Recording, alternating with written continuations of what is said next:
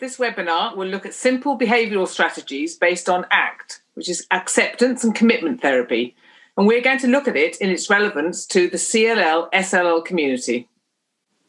Hi, I'm Nora, and I have CLL, and I'm going into treatment. Pinky is going to lead the discussion on how we are all feeling now with COVID, as well as with our CLL. She's going to help us with a few strategies, a few techniques, and a few things to think about that should help us with our well-being. Thank you, Gail, and thank you, Nora. First of all, I'm going to just reel off a few phrases that sound familiar to you.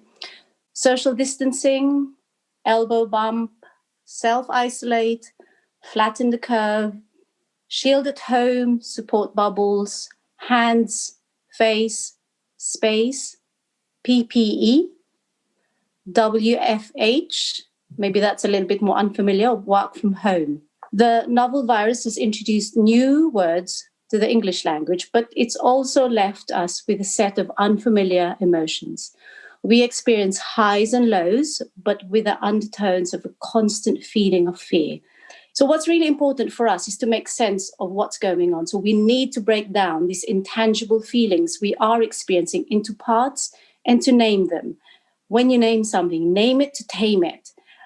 Once we name them, we begin to understand why we are reacting the way we are reacting and whether our reaction is actually helpful or harmful to our health, to our safety, and to our own sanity.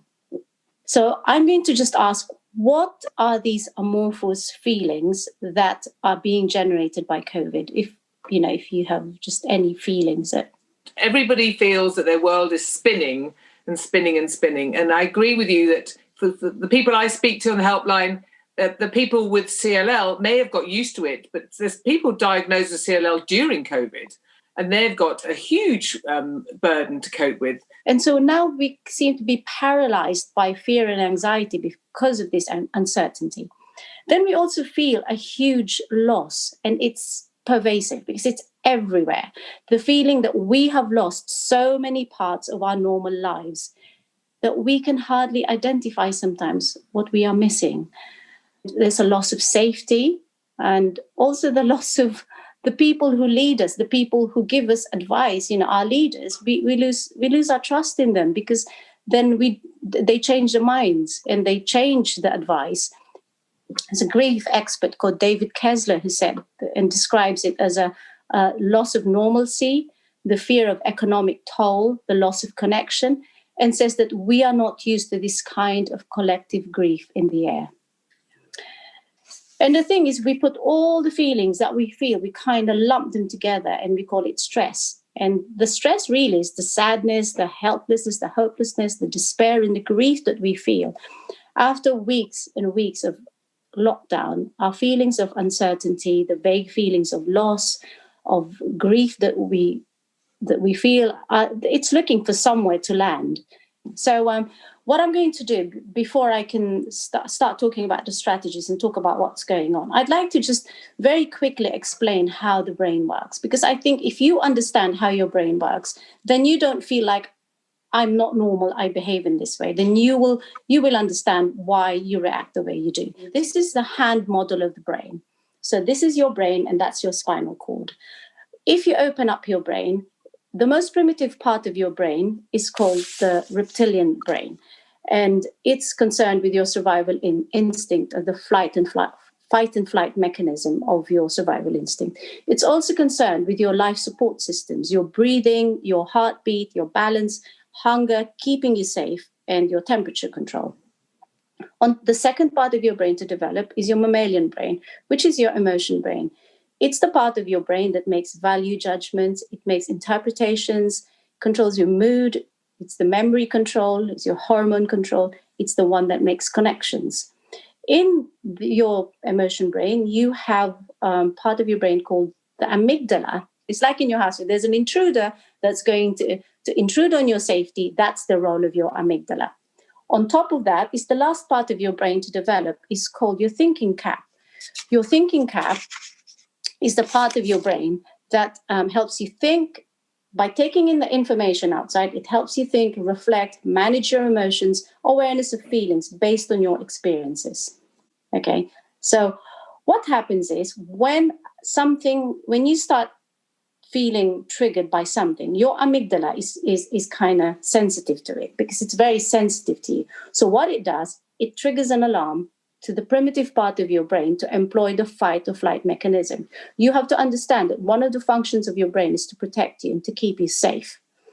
And so it'll trigger that. And that's when you start feeling a bit kind of, a thought comes to you, you start to palpitate, your palms are sweaty, your breathing starts getting shallow. So I'm going to give you a very quick strategy, what you can do when you feel your alarm is suddenly been set off by this intruder. It's called dropping anchor.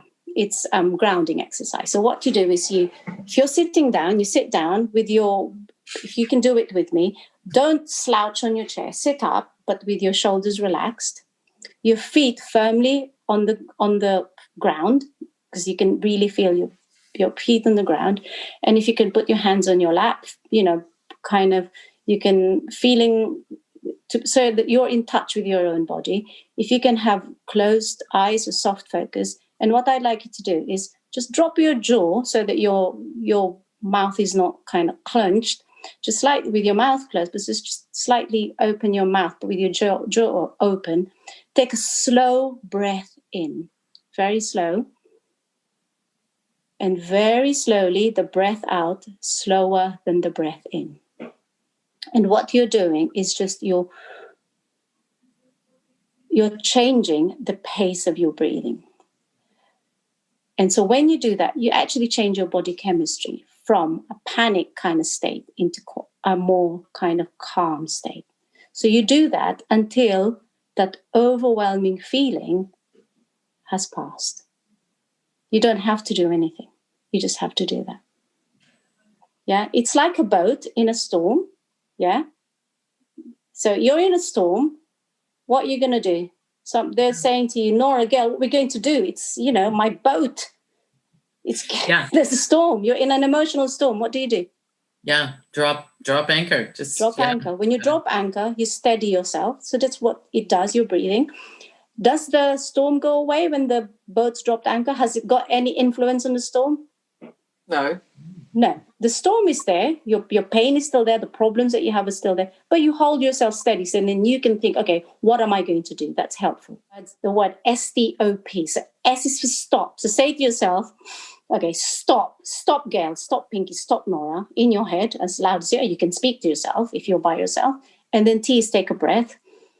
Again, slow breath in and slow breath out.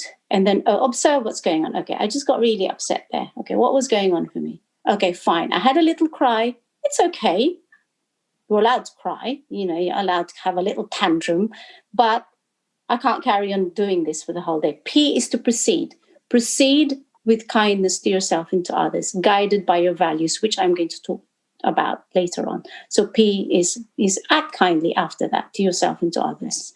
We have to realize that we were never in control. Us human beings, we were never in control. Life always throws us a curved ball and we cannot avoid pain. If you reject pain, which is what people do when pain comes, they reject it. You get stuck because then you have sadness because you're trying to control everything around you. We have to accept that there are things that we cannot change, like COVID. We cannot change what's going on. It's too big for us and it's out of control. So we have to recognize the things we can't control and things that we can control.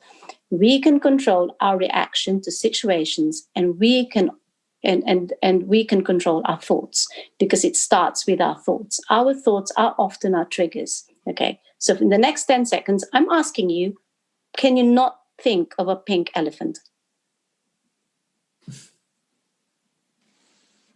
No. So who did not think of a pink elephant? You both did. Of course, that's all I could think of. Yeah, the more you struggle with your thoughts, the more they come back. Yeah. Going back to thinking about that in terms of when people get diagnosed with CLL or SLL or any cancer, I think then their thoughts are overwhelming. And I think that's going back to that. As you said, don't think about the pink elephant. and so they go and get diagnosed, and the doctor says, "Oh, you've got CLL, but it's a great cancer. Don't worry about it. Go home, you'll be fine. You may never need treatment." And actually, all they hear is the word cancer, and they come out, and they don't think. Then they get cross. They've been told they've got a great cancer, but still, as Nora said earlier, it just whizzes around your head forever. So it's like the pink elephant thing. So one of the things to help you is to ground yourself, take a deep breath.